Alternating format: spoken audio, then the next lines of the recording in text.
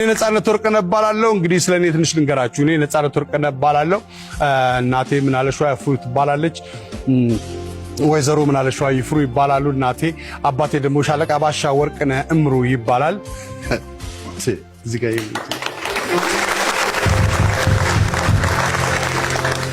ከ10 አለቃ ማዕረግ ተነስቶ ነው ሻለቃ ባሻ የደረሰው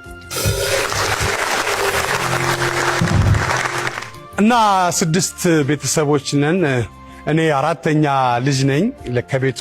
2 ታናሾች አሉኝ፣ 3 ታላቆች አሉኝ። እንደማንኛውም ያደግኩት ጭቃ ቤት ውስጥ ነው። አዲስ ዓመት ሲመጣ ሁልጊዜም ቤታችን በጋዜጣ ሄራልድ፣ አዲስ ዘመን፣ ሰርቶ አደር ምናምን ጣጣጣጣ ይደረግ ነበረ እና የኛ ዋይፋይ ያኔ ነው የጀመርነው። እና በጣም ያደግኩበትን ተቆራጭ ደሞዝ ብታውቁ በጣም ነው የምትስቁት። በጣም በ80 ብር ተቆራጭ ነው ያደግኩት እኔ ባይዘው። እና ቅድም አባቴ ሻለቃ ባሻ ነው ስላችሁ ገርማችኋል። እናቴ አስማተኛ ነች ማለት ነው። 80 ብር ተቆራጭ አለ። 40 ብሩ የዛኑ ቀን ያልቃል። በ40 ብሩ ጤፍ የታሰበው በቆሎ፣ ዘንጋዳ፣ ማሽላ ይሆናል። ከዛ ማገዶ የተባለውን በእኛ ጉልበት ላይ ይሆናል። እንለቅምና እናሟላለን። እንደዛ ነው ያደግኩት ተወልጄ ያደግኩት ኡራኤል ቤተክርስቲያን 50 እርምጃ ርቀት ላይ ነው። እና ኡራኤል ሰፈር ነው ተወልጄ ያደግኩት። ሆስፒታል ነው የተወለድኩት። ባይዘው ሆስፒታል ነው የተወለድኩት። ያዝልኝ ሆስፒታል ነው የተወለድኩት።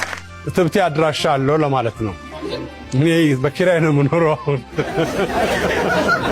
እንዴ። እና እዚህ ለመድረሴ ዋናው ምክንያት የሰው መውደዴ ነው። ሰው መውደድ፣ ሰው በጣም ነው የምወደው። ምክንያቱም ቤት ውስጥ ስናድግ ከ10 በላይ ሆነን ነው ያደግነው። እና ዛሬ እኔ እናንተ ፊት ስቆም በጣም ደስ ይለኛል። ምክንያቱም ለብዙ ሰዎች ፊት ቆም ያለው እኔ ወደ እናንተ ከመድረሴ በፊት ብዙ ቤተሰብ ብዙ ሰፈር ውስጥ የእናቴ ወዳጆች የእናቴ የቅርብ ያሉ ዘመዶች ጋር ብድር ሄጄ ጠይቄ አውቃለሁ። እርሾ ጭምር እንጀራ ሲሟሽ አውቃለሁ። ድፎ ዳቦ ሲሟሽ አውቃለሁ። እኔ የእንጀራ የፍቅፋቂ በቃ ምጣድ አንዳንዴ አመል ታወጣለች። ምጣድ አመል ማውጣቷ በጣም ጥሩ ነው። እንጀራው በቅጡ ስለማይወጣ ይሰጣቸዋል። እናንተ መብላት ነው